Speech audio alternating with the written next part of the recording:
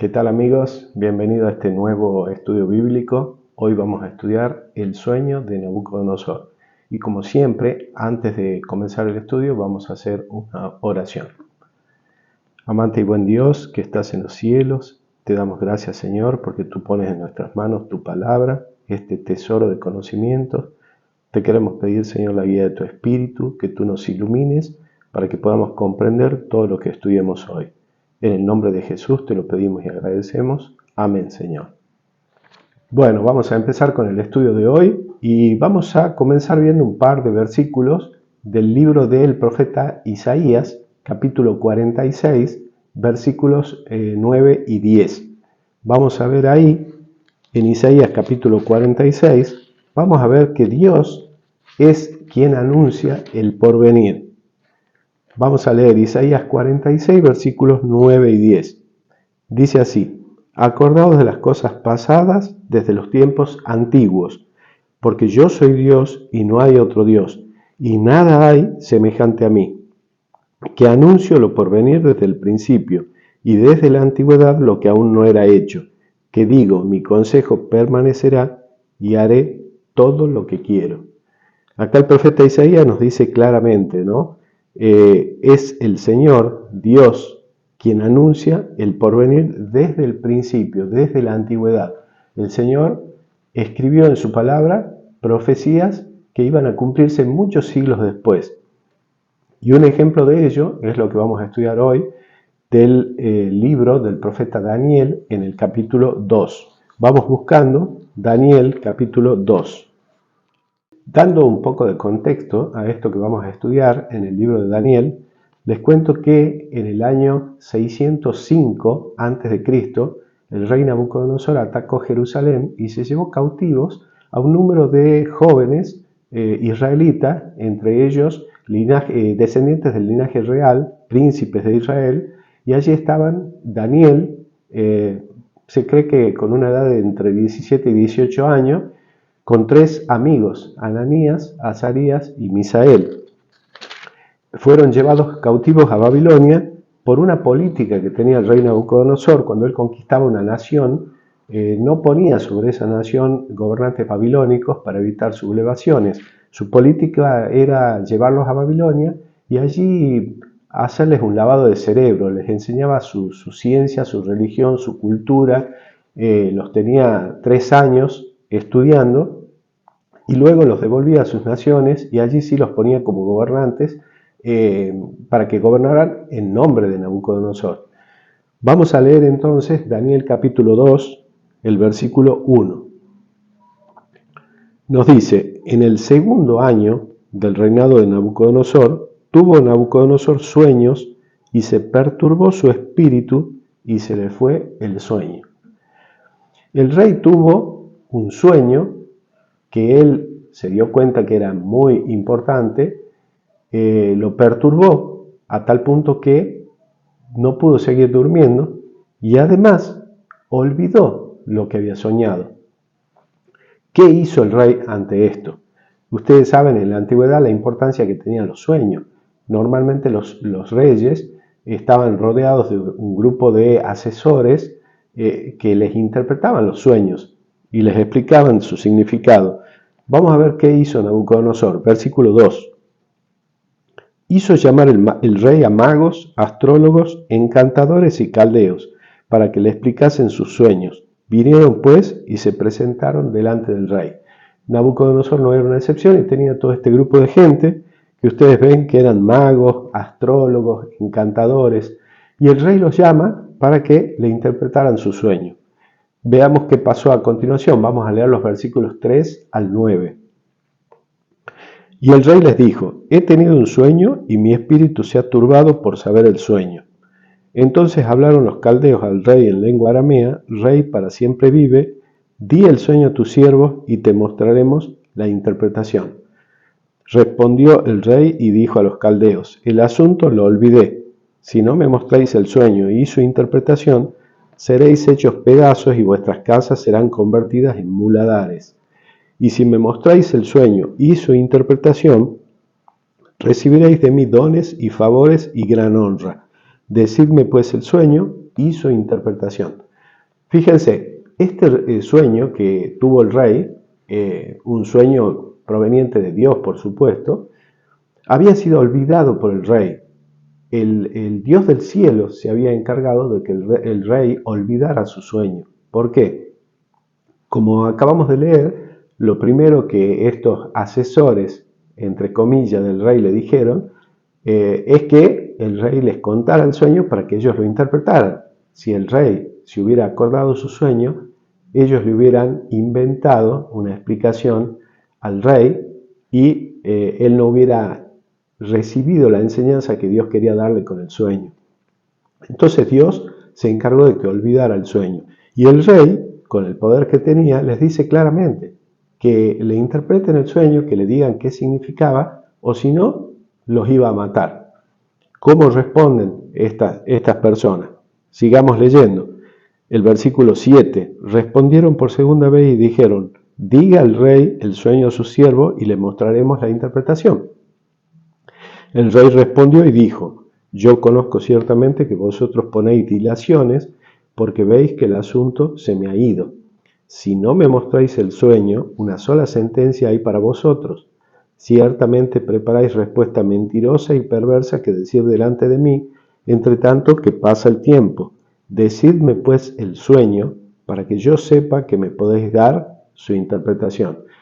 Muy bien el rey era muy inteligente y les dice, ustedes están ganando tiempo, ustedes están preparando una respuesta mentirosa, quieren saber el sueño para interpretármelo erróneamente, pero se mantiene firme el rey y le dice, hay una sola sentencia para ustedes si no me interpretan el sueño. Sigamos leyendo el versículo 10. Los caldeos respondieron delante del rey y dijeron, no hay hombre sobre la tierra que pueda declarar el asunto del rey. Además de esto, ningún rey, príncipe ni señor preguntó cosa semejante a ningún mago, ni astrólogo, ni caldeo. Porque el asunto que el rey demanda es difícil y no hay quien lo pueda declarar al rey, salvo los dioses cuya morada no es con la carne.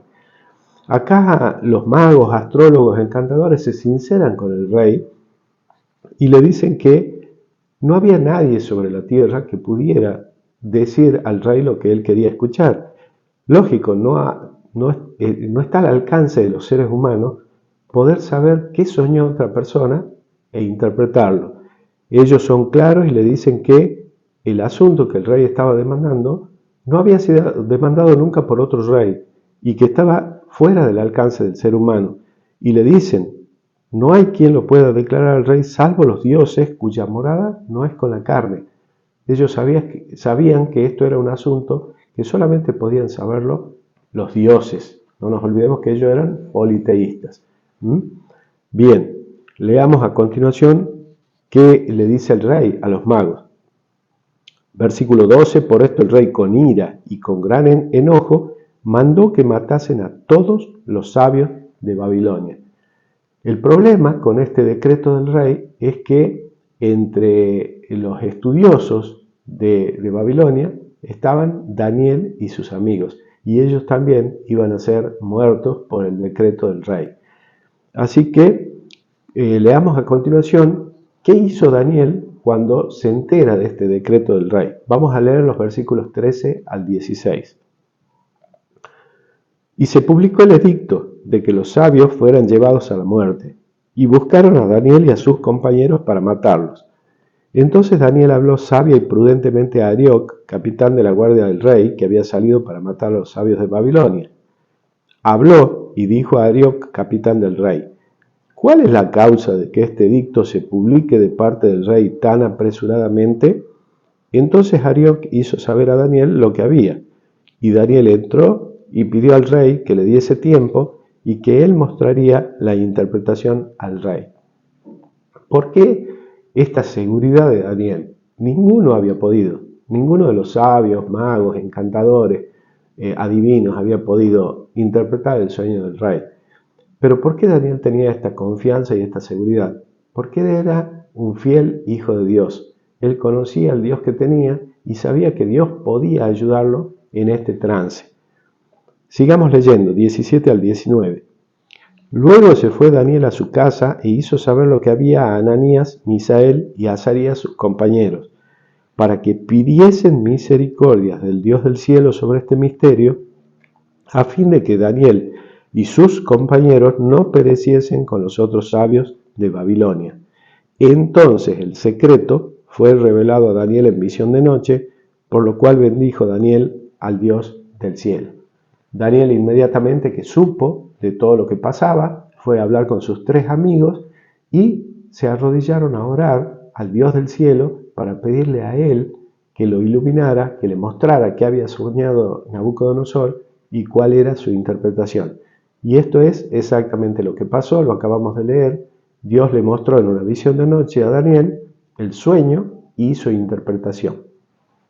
Bien, vamos a leer entonces a continuación cuál era el sueño que tuvo el rey y qué significaba ese sueño. Vamos a leer los versículos 24 al 26.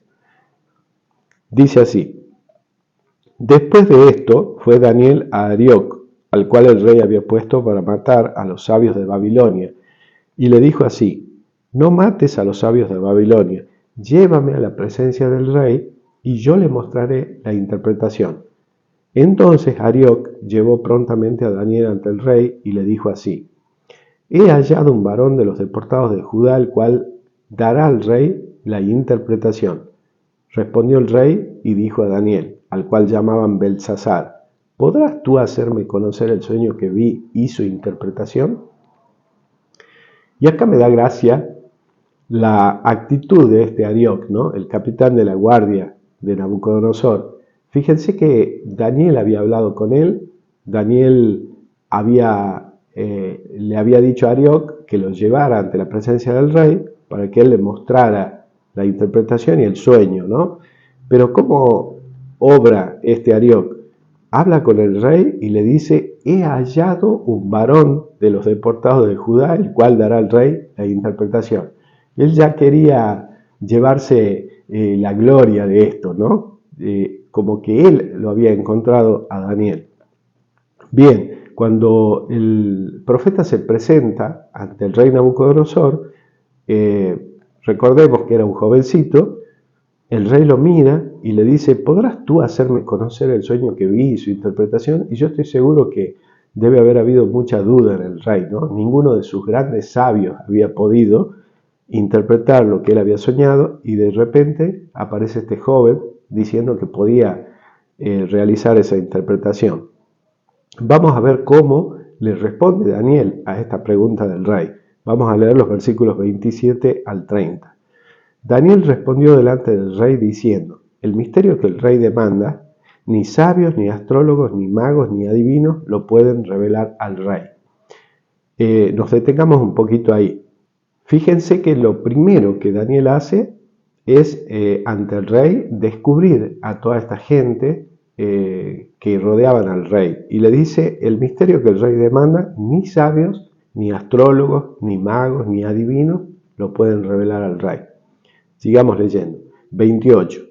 Pero hay un Dios en los cielos, el cual revela los misterios, y él ha hecho saber al rey Nabucodonosor lo que ha de acontecer en los postreros días. He aquí tu sueño y las visiones que has tenido en tu cama. Estando tú, oh rey, en tu cama, te vinieron pensamientos por saber lo que había de ser en lo porvenir, y el que revela los misterios te mostró lo que ha de ser. Y a mí me ha sido revelado este misterio, no porque en mí haya más sabiduría que en todos los vivientes, sino para que se dé a conocer al rey la interpretación, y para que entiendas los pensamientos de tu corazón. Y fijémonos aquí el contraste entre la actitud de Arioc, el capitán de la guardia, y la actitud de Daniel.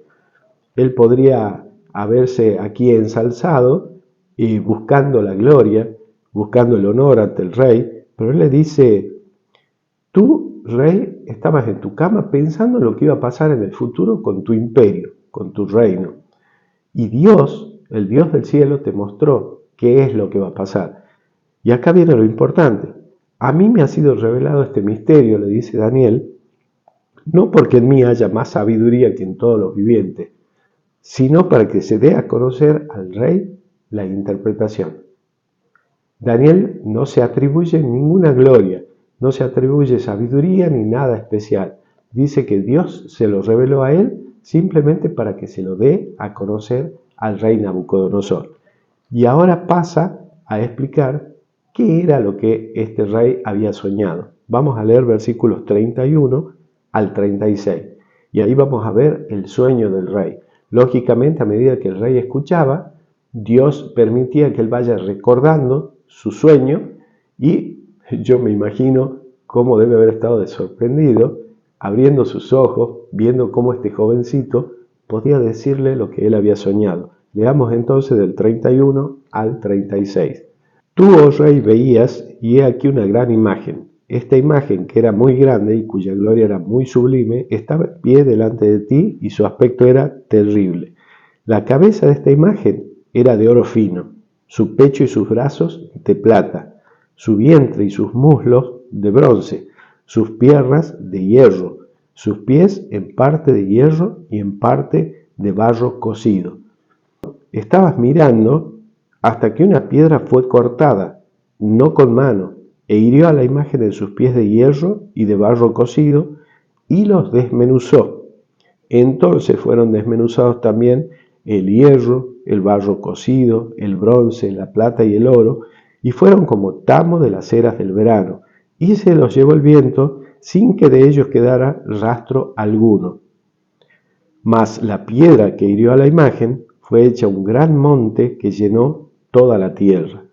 Este es el sueño, también la interpretación de él diremos en presencia del rey. Bien, ustedes están viendo ahí la imagen. Eso es lo que el rey vio en su sueño, una estatua impresionante con cabeza de oro, pecho y brazos de plata, muslo y vientre de bronce, piernas de hierro, y los pies, que debería ser lo más fuerte en una estatua, de hierro mezclado con barro.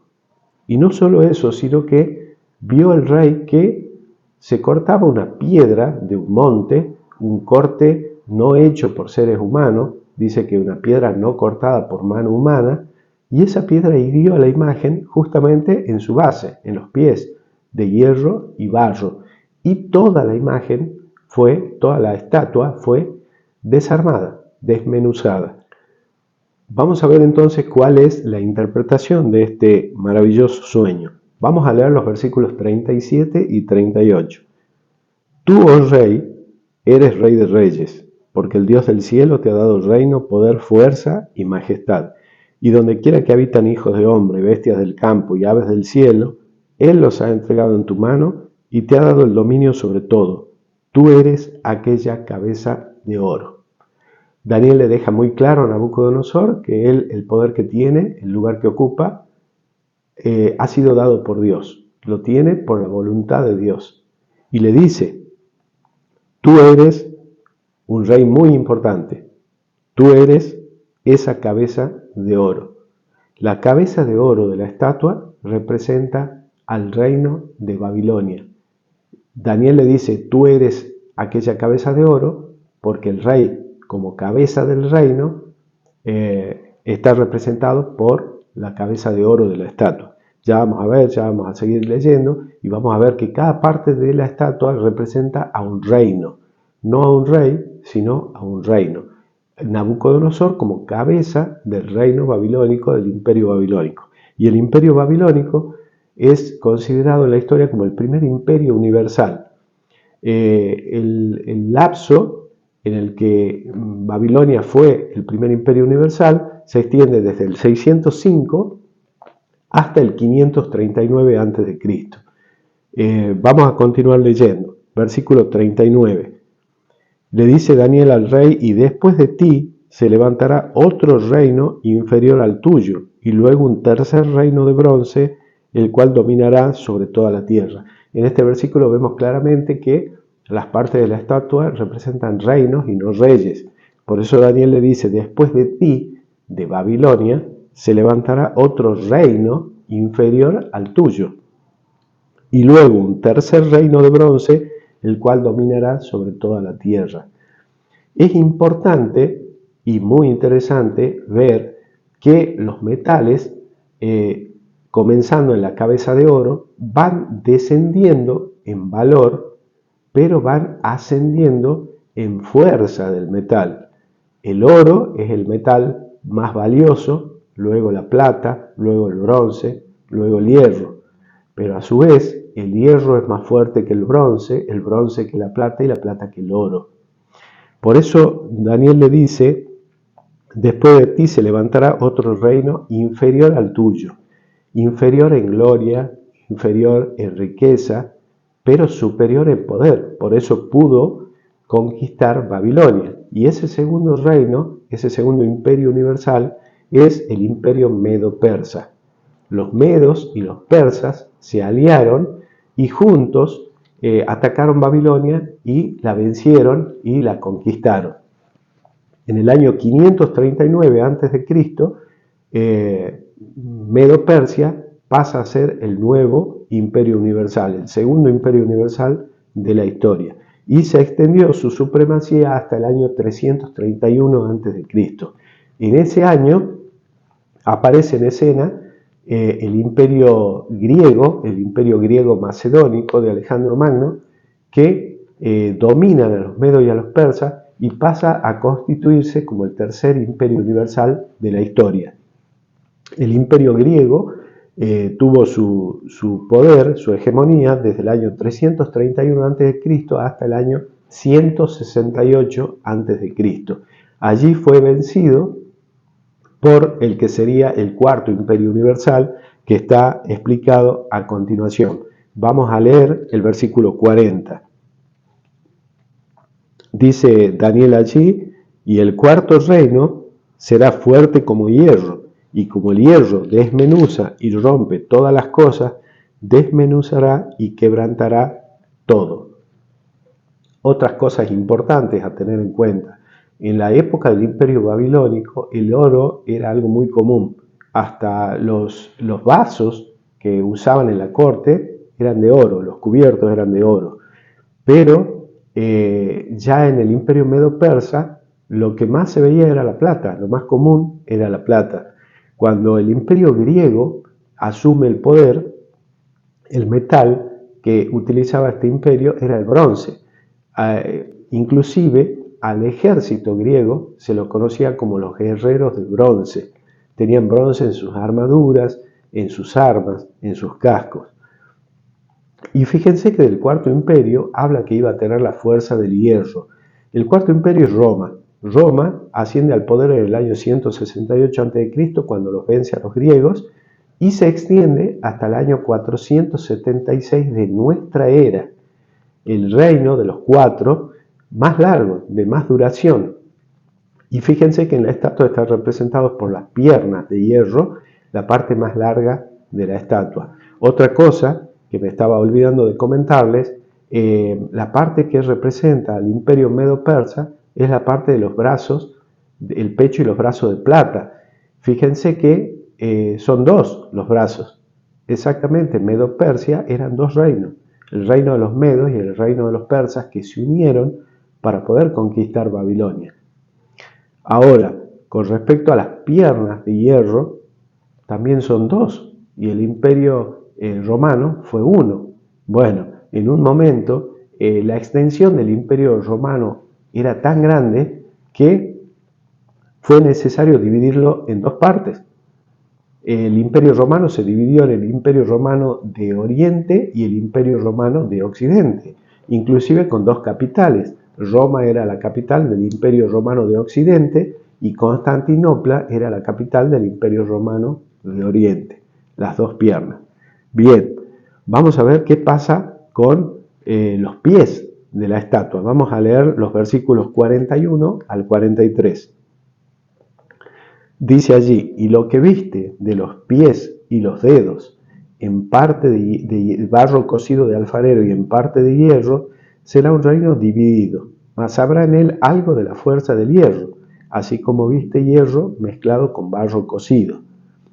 Y por ser los dedos de los pies en parte de hierro y en parte de barro cocido, el reino será en parte fuerte y en parte frágil. Así como viste el hierro mezclado con barro, se mezclarán por medio de alianzas humanas, pero no se unirán el uno con el otro como el hierro no se mezcla con el barro. Esto es increíble también, asombroso. Acá el profeta no le está diciendo que iba a venir un quinto imperio universal, porque efectivamente en la historia no hubo un imperio que sucediera al imperio romano. Acá le dice que este imperio, el cuarto, iba a ser sucedido por 10 reinos. Estos 10 dedos de los pies de la estatua representan a las 10 tribus bárbaras que atacaron Roma y la destruyeron y que formaron 10 reinos, ya les voy a dar los nombres, que son los que después formaron las naciones de Europa. Estos 10 reinos fueron los érulos, los vándalos, los ostrogodos, los visigodos, los suevos, los alamanes, los burgundios, los anglosajones, los lombardos y los francos. De estos 10 reinos surgen las naciones de Europa que hoy conocemos. Por ejemplo, los burgundios son los portugueses, los anglosajones son los ingleses, los francos son los franceses, los lombardos son los italianos.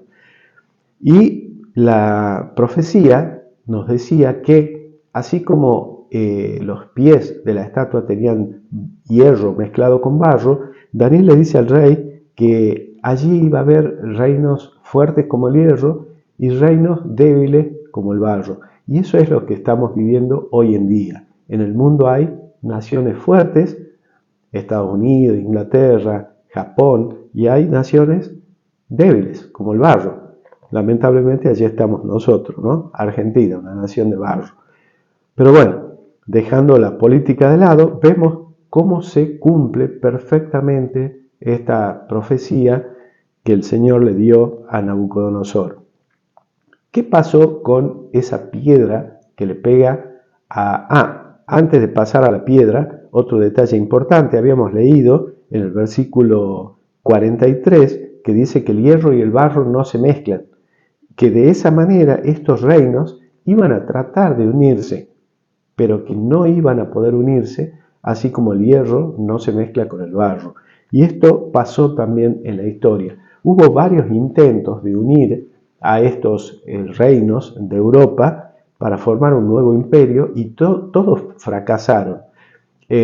Napoleón tuvo esa intención, Carlos V tuvo esa intención, Hitler más recientemente tuvo esa intención y todos fracasaron. No se pudieron unir estos reinos. Inclusive la profecía dice que iban a tratar de unirse por medio de alianzas humanas y tampoco iban a poder. Y esto también fue así porque los reyes europeos casaban a sus hijos con los hijos de otros reyes de otras naciones, tratando de hacer alianzas humanas. Pero tampoco eso sirvió, porque cuando llegaba el momento de problemas de límites o problemas de ese tipo, se hacían la guerra sin ningún problema una nación a otra, por más que estuvieran emparentados. Ahora sí vamos a ver qué sucedió con la piedra que golpea a la imagen. Vamos a ver los versículos 44 y 45. Y en los días de estos reyes, el Dios del cielo levantará un reino que no será jamás destruido, ni será el reino dejado a otro pueblo. Desmenuzará y consumirá todos estos reinos, pero él permanecerá para siempre. De la manera que viste que del monte fue cortada una piedra no con mano, la cual desmenuzó el hierro, el bronce, el barro, la plata y el oro. El gran Dios ha mostrado al rey lo que ha de acontecer en lo porvenir, y el sueño es verdadero y fiel su interpretación. Fíjense, sí va a haber un quinto imperio universal, pero no va a ser formado por el hombre. Es un imperio, un reino creado por Dios. Por eso la piedra no fue cortada por mano humana, sino directamente por la intervención divina. Esta piedra representa a Jesús. Ya vimos en el primer estudio que Jesús, que Cristo es la piedra, la roca. Esta piedra cae en los días de los reinos divididos. No nos olvidemos que la piedra golpea la imagen en sus pies de hierro y barro cocido. Nosotros estamos viviendo ya en los dedos de los pies de la estatua, al final de la historia. Y en esos días, en los días de los reinos divididos, luego de que hayan tratado de aliarse por medio de alianzas humanas, luego de que haya habido intentos de volver a crear un quinto imperio universal y haya fracasado, allí en esos días esta piedra golpea la imagen. Cristo viene por segunda vez y Él forma este quinto reino ya eterno y que no va a ser dejado a otra nación, como se lo dijo Daniel al rey Nabucodonosor. Una cosa importante ya para terminar, Daniel le dijo, el gran Dios ha mostrado al rey lo que ha de acontecer en lo porvenir y el sueño es verdadero y fiel su interpretación. Daniel, cuando le dice esto al rey, vivía en la cabeza de oro de la estatua. Es más, en el comienzo de la cabeza de oro, porque hacía muy poquito que había comenzado el poder del primer imperio universal, Babilonia. Y Daniel, lógicamente con la fe en su Dios, le dice el sueño es verdadero y fiel su interpretación. Nosotros, como ya les dije, estamos viviendo en la punta de los dedos de los pies de esta estatua y ya hemos visto su cumplimiento perfecto. Hemos visto cómo se fueron sucediendo unos a otros estos 4 imperios universales, cómo Roma siguió a Grecia, Grecia siguió a Medo-Persia y Medo-Persia siguió a a Babilonia, y hemos visto también cómo el último, el 4º imperio universal, Roma, se dividió en 10 reinos. Nos queda solamente ver el cumplimiento de la piedra golpeando a la imagen. Eso está en el futuro, un futuro muy próximo, falta muy poco. Pero nosotros también, como Daniel, tenemos que saber, tenemos que entender que, como Daniel dijo, el sueño es verdadero y fiel su interpretación. Así como se cumplió toda la estatua, todo el desarrollo de la historia visto en la estatua, también se va a cumplir la última parte, esta piedra que va a golpear a la imagen y que va a formar un quinto reino universal eterno para siempre. Vamos a estudiar en el próximo video justamente acerca de la segunda venida de Cristo. No dejen de ver el próximo video, los espero.